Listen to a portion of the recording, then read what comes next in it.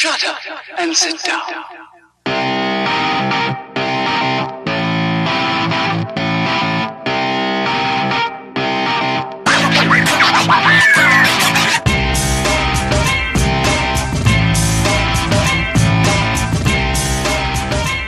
You know what? I'm hitting record now. I guess. Okay, you want an apple? We'll have apple. I feel like we're all getting ready. You know what? We know where we're supposed to be and stuff. Fuck the test recording. Fuck everything. We're just gonna go. I'm trying to even out what I have in this flask. I don't know what I have. For those listening, nobody is viewing because we're not recording this. Bob Collins is pouring stolen Crown Royal apple from Alpha Spectre's bar into our glasses right now. So, into their glasses. Guys, welcome to not serious shit. I almost said it. Welcome to Suds Beer and Buds. Banter. Wait, not that one either. Oh no! And I just realized we got to record that intro later. Or you know what? This is it. We're gonna do the intro now. We're doing the intro now, guys. If you're listening to this, you obviously saw the title. It is Suds and Buds, not Beer and Banter. In these next couple episodes, you're going to hear us do a little ADR, a little voiceover. I really hope it sounds horrible. Very noticeable. I want it to sound horrible. Oh, please. Basically, the story here is we had done our last episode of Serious Shit, ushering in the new show, which was the exact same show, just with a different title. And turns out we didn't do our due diligence enough because there is a podcast called Beer and Banter. I've not heard them. I refuse to listen to them out of anger for them preemptively stealing our name because they're obviously time travelers, and I won't have it. So, yeah, this is going to be the first episode of Suds and Buds. Suds and Buds. Is this the first episode? Technically, yes. Like this is the intro to an episode that Vin and I have already recorded. The voice you're hearing now is Brittany. What's your last name? Laporte. Yeah. Ooh, fancy. So fancy. All right. Well, so let's go ahead and rock it into this first episode here. Hope you guys enjoy it. If you don't, fuck you. Fuck them. Trying to keep the cholesterol down. A little less beer with more liquor. Yeah, right? Like, see, here's the thing. I've switched from beer to liquor through the week, and beer is going to be on the weekends for podcast recording and shit. Understandable. But it's about watching the calories without literally watching the number of calories, because I'm not going to do it. That's one thing I did before whenever I was actually, like, counting calories, and this was back whenever I was still working out with like Odell and Webb and Darnell and all of them. Yeah.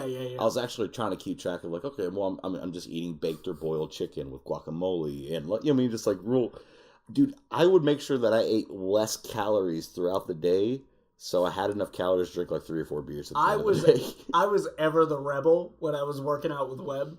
Because you're like, let's go lift and fucking run and then go I would pizza. go into the gym, I'd do whatever, and like I would preach. I was like, I'm not looking for strength, I'm looking for like sheening it up. I want what is it? It's high reps, low weight. Yeah. So I think is it. And also, I'm not gonna stave off any heart attacks. I'm not gonna switch to your powders. I'm not gonna do your protein supplements and shit. No. Fuck you, I'm just going to hit the gym, and then later I'm going to go eat garbage. Well, see, my biggest thing is... That's the wrong way to attack it. Anyone listening, that is the wrong way to attack it. I was wasting my time. That's what I was doing. The main time I wish I was hitting the gym is whenever my first, like, year, almost my whole time doing concrete. Because I was losing weight just by doing that, dude. Like, swinging a fucking sledgehammer every day, wheelbarrows full of fucking concrete, gravel, being out in the sun, sweating out fucking half your body weight and everything. Like, if I just went to the gym and toned up, goddamn, I would have been sexy. Well, that's what I was always saying when I was at Belicio, when I was working in the food, because I had jacked up. I had lost the midsection weight and everything. And things were getting toned. You eventually get that, like, worker's body. Not the gym body, but, like, the worker's strength, where it's like your upper body is kind of, you know what I mean? Yeah. Like, you could feel it even, like fucking, if I would go do just fucking around on my porch and grab a hold of the banister, start doing some You'd pull-ups. surprise yourself. I'm like, holy fuck! I just knocked out 20 pull-ups, no problem. Yeah. I'm not even out of breath, and I just smoked a half pack of cigarettes. And then you sit there and you go, like, if I took this seriously, right? God like, damn, if I'd be an Adonis. if I just kept a slight eye on my diet and actually went and worked out and shit, I would be sexy as fuck. Cheers to that. Cheers, sir. Clinking it. Yeah. Now, what was it we called? It was, Suds and Buds. Suds and Buds. That's what I thought. Okay. But even though we're drinking whiskey here, there's no beers. But right? It's the same category. It all falls underneath the same umbrella. Right. Welcome to Suds and Buds, dude. My name is Vincent Herman, Vin the Human. Bob Collins, Boba Fett. And as he was just saying, on this inaugural episode. I think every time that you say it, you should slur it somehow. That would be great. Let's hope I can pull that off at least. In this inaugural episode, we're not drinking beer. We are drinking goddamn. There you go. You're already on a good start. Kentucky straight bourbon whiskey. And I think that should be a thing. Every episode we say what we're drinking. Even if it's like different things for each of us. And I was going to say, like, it'd be cool if every episode we had something different, but sometimes, like my taste in alcohol, or my preference in alcohol, right? I have my own little area. I like certain things, but it's like, I really can't drink vodka and shit. Like, a lot of clear liquors I can't drink anymore because I drank a lot of, like, 110 proof vodka when I was in high school. Like, $12 a fifth. You might as well be drinking fucking rubbing alcohol. Right. I've even started backing off of rum. Rum used to be my favorite thing. Have you ever had Kraken? Yes, I love Kraken. Kraken is one of my favorites. I considered a bottle of Bacardi Black before buying this Jim Beam, but I've really just grown a good taste for whiskey. I'm enjoying where that's going. I've had Jim Beam more than enough times. I just figured it was time to go, like let's get a classic whiskey this time around. See, I always used to drink the shit out of Jack Daniels, especially about 2016 era. I'm pretty sure I kept Jack Daniels in business alone. Like, literally, I was thinking either between a fifth to a half gallon of Jack. Maybe literally every single night. Every single night. Their first quarter of 2017 is akin to you. Yeah, definitely. But as far as whiskeys go, man, Jim Beam Devil's Cut's really good. It's the higher proof. I was considering catching that. The last Jim Beam I bought was Distiller's Cut, which was really good. I enjoyed that. High alcohol content in that too. I don't know. I was just like, it's a mood thing. Yeah. And this time I was between Tullamore's Dew, which I love. That was good. Yeah, I've tried that. Great Irish whiskey. What that reminds me of is what I'm drinking now, which is Jameson. If I go buy a bottle now, I buy Jameson. I was between Tullamore's Dew and then either Jack Daniels or Jim Beam, and I went with Jim Beam. It was a little cheaper. Yeah. I know I like the taste, so that's what. And it's sponsored by the Ranch. Right. Yes. They have to be sponsored by Jim Beam and something Coors. Like that. And Coors. And Budweiser. I see more a lot Coors, of Budweiser. Dude. It must be okay. Well, maybe in the later episodes, Budweiser, but some of the, especially the first couple seasons, all they talked about was Coors. Right. Coors, every fucking thing, and Jim Beam. Do you want to keep talking about fitness, which we know slittle about? We know slittle about fitness. I can go on talking about alcohol for the next 17 hours. Absolutely. Just some of our favorites and stuff. And especially, I like that might not be a bad episode since now I'm starting. I made the announcement when you guys showed up. I'm cutting back on my drinking. It's okay. I'll pick up your share. Which you couldn't tell tonight because I've had 4 beers already. I'm on my first whiskey. This may not be my last one. I hope not. I've had 5 beers here. 5 beers. I've drank a couple at the house. Well, you know how I can be when I'm at it. Yeah. I've got beer downstairs. I just haven't touched any today. I think you catch me and you both on a night that we're like, fuck it. I'll drink whatever you put in front of me. Like, we could probably close down a fucking bar by ourselves. I think we had close to one of those nights, a month ago? It was at your house? A little get-together that you had? Yeah. Oh, my God, yeah. We were killing it. You got deep in I was a bit of an asshole towards the end there. Well, I see. The thing is one thing about these get-togethers I throw is like I have so many people there. Like I always try to pay attention to everybody. There's a lot of personalities. Yeah, I always try to go talk to this person for a while, then go jump on and talk to this person. I try not to leave anybody there like, man, I don't really know none of these people, because even though I know a lot of people and a good handful of the people that I know are all mutual friends, not everybody that I would have invited are mutual friends with each other. Right. So there's some people that was at that night that was a first time meeting. Yeah. And some of those people are people I've known for a long time. And by the time that you got to the point where you had to go home, I did not catch that, because by that point I'm already trying to talk to everybody else too, because you were the first person there that night. And this may just be from my end, maybe not. What I remember was that people had a problem with my music and the shit that I kept choosing, and so I handed it off to someone else. I think you were playing like a lot of 90s shit, weren't you? I was playing a lot of 90s shit. I was completely down with it. I knew you were cool with it. I knew a few people were cool. Well, see, the thing is like, if I'm throwing a party, the music that's played, as long as I'm okay with it, fuck everybody else. The activity that's going on, as long as I'm okay with it, fuck everybody else, because that is my party. Me handing it over was totally me trying to be like, okay, cool, let's let everyone have a shot. Yeah. And then I let them on it, and I hated their fucking music. And so wasn't a lot of it like new age rap. Oh, yeah. And I don't like new age rap for the most part. And so, in order, again, ever the rebel, fuck you, motherfuckers. Here's some Alanis Morissette. I waited 2 minutes into their fucking song, and I got my I would listen to it personally, and I would get my music right to the moment, like back streets back. All right, I'd get it right to that moment, and I'd wait until they were getting really into the song, and I synced my shit back up, and I hit play. And so I was fucking with people, and I could tell I was pissing them off, and that's why I was saying I was being kind of an asshole. Because pretty much any time that I've thrown a party since me and Becky has been back together, back in 2008, 2009. Yeah. The first party I threw since me and her got back together was my wedding night. Yeah. Were you there or no? I was at the wedding.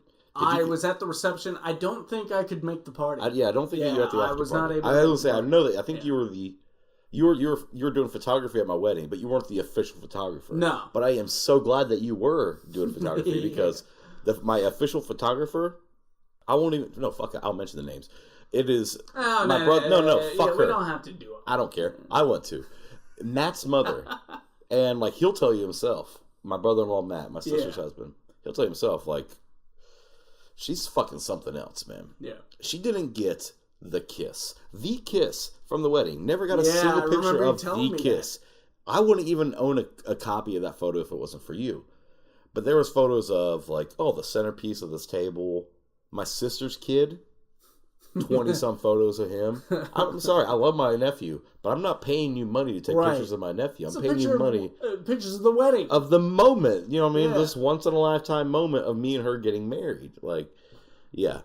Yeah, well, the little-known part of my background, I took photography in college. Mm-hmm. And the only reason I dropped out of college was at the time, our college didn't offer, anything in acting or zero majors in the arts outside of photography, and I just didn't feel photography. I saw the writing on the wall. I saw where smartphones were going, and I was literally everyone's about to be a photographer. There is no point in me doing this, because the only thing separating me from being a professional photographer was $500 to buy a brand new camera.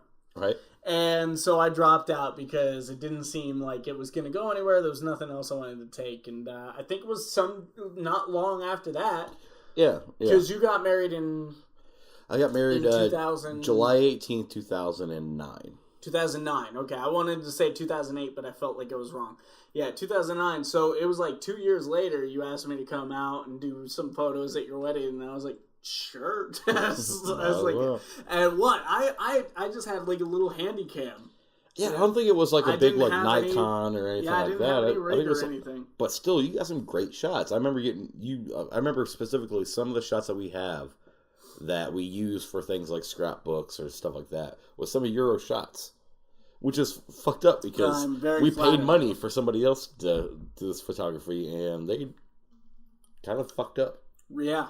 I've never once recommended that person to anybody. I never once paid for that person again. And that's the other thing about it is, like I said, it's only $500. Any fool can get their hands on $500. Anyone can be a professional photographer so long as you show up with a piece of equipment that looks decent and like 4 or 5 shots to show the people who are paying you that look good. Yeah. You're like, look, these shots came out really good. Look at my nice camera, and you'll sell them. These 5 out of 715 shots came out great. And the I mean, fuck, even Becky bought a good Nikon. Like, at the time that she bought it, I think there's, like, only one other model that was, like, above that. Yeah. Don't get me wrong, she has a good eye.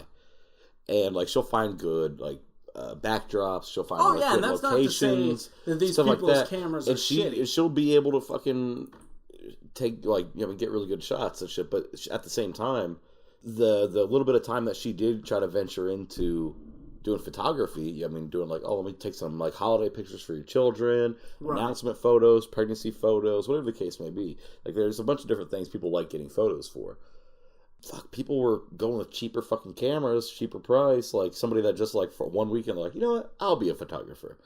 They're able to undercut her and shit to the point where she's like, you know what, fuck it, I'm gonna keep this camera for us. You know what I mean? Right.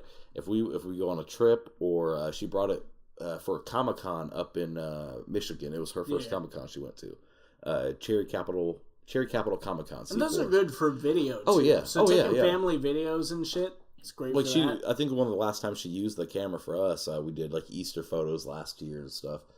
Like, I mean, going over her family's house, bringing us as actually to an abandoned house next door where, like, just the paneling and stuff with it being whitewashed and kind of, like, starting to chip off and crack. Oh, it was a nice little background for it. I knew that wasn't your place that those had been taken. No. I figured, like, maybe your mom had something. And then, of course, like, you know, Becky, she dabbles in a little bit of fucking everything. So it's like whenever she's doing, like palette art, or she'd find, like, I mean, whenever I was able to get scrap wood from work and stuff, she would build shit. So she built, like, that one little, it looks like a lemonade stand. So she used it as a lemonade stand, hot cocoa stand, a kissing booth, whatever, for photos.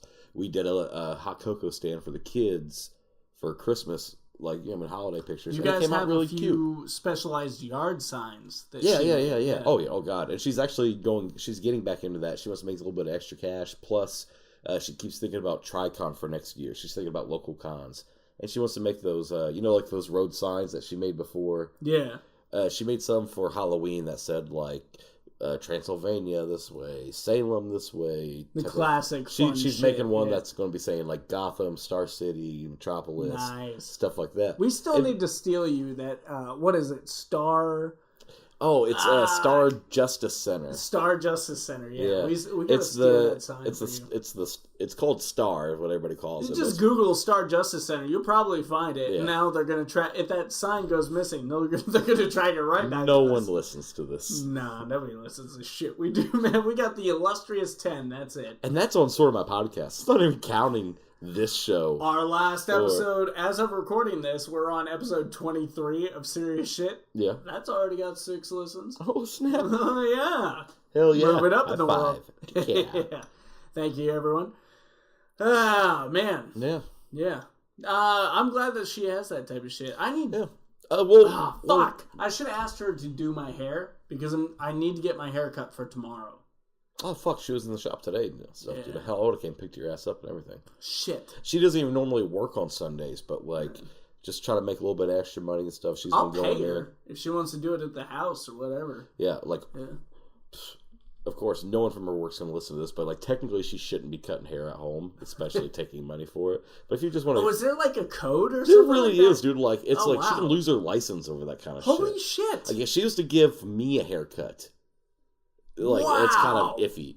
But if she was like, her best friend came over and she did her nails or did her makeup, did her haircut, and she threw her a few bucks for it, she loses her license. Holy shit, that's stupid shit, ain't up. it? That's dumb. But, I mean, of course, she goes into work and she gives a haircut, and the haircut's $12. Fuck, she only gets 50% of that. Right. So she only makes $6 off a fucking simple men's haircut.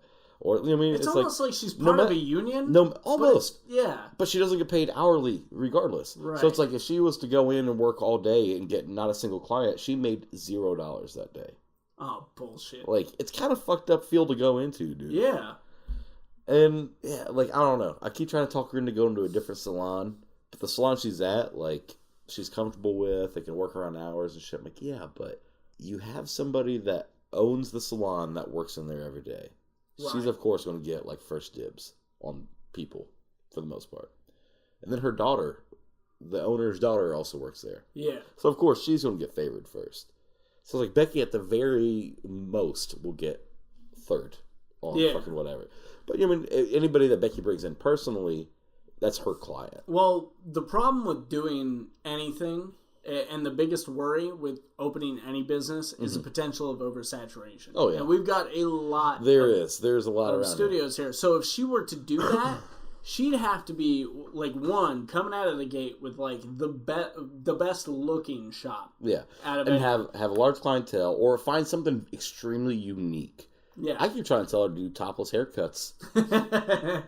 You know, I mean, shit, that would get charge people $30 to $40 a haircut just to have your titties next to their. And people would pay it. I would pay it. I'm saying this from a previous business owner's standpoint. Mm-hmm. We wouldn't have made the growth at Sorta My Comics that we did if it had not been for the fact that we were offering a lot of shit nobody else was even willing to offer. Right. Like, nobody had the time or the drive to do. And it was my passion. So I said, yes, I'm going to bring you all of these accoutrements you didn't even ask for, but you never knew you and what's odd wanted. is now the one shop that's open left here in town, I'm not even going to say their name because I don't want to fucking advertise Yeah, them. no, they don't get But advertisement. they merged with somebody else who you already had some bad blood with. Yeah. Just a few things that some of the extra shit that you added in your shop that the other two shops that were open at that time did not have. Oh, and one of those shops is a great shop that's no longer open even. And here's the thing, we didn't even have monthly books yet, and we were still growing every single week. But now the place that's open now offers some of the things that you offered before. But the ideas that we've had for your shop, the shit that never got up off the fucking the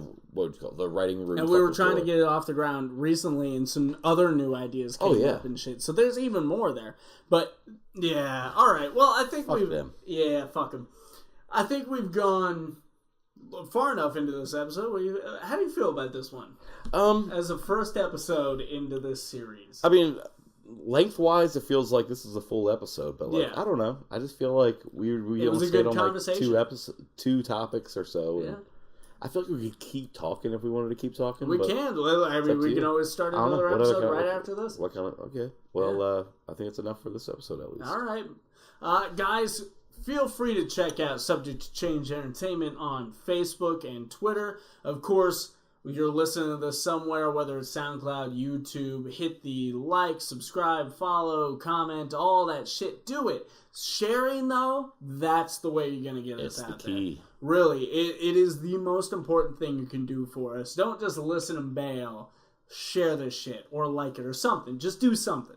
You know, if you made it this far, you obviously were entertained enough to warrant us just a little something, a little click somewhere. If you just like our just random banter, if you think our voices are sexy, if you want to see us naked and not pay a dime, share this everywhere you know. Yeah, guys, if you really like my voice, just go ahead and give it a quick like. If my voice makes you moister than an oyster, open that bitch up and let me touch that pearl. Hey, baby. Share this episode. My name is Vincent Urban. I'm Bob Collins, Boba Fett. And this is the first episode of Suds and Buds. Cue, maybe the same old outro music? Possibly. We haven't decided yet.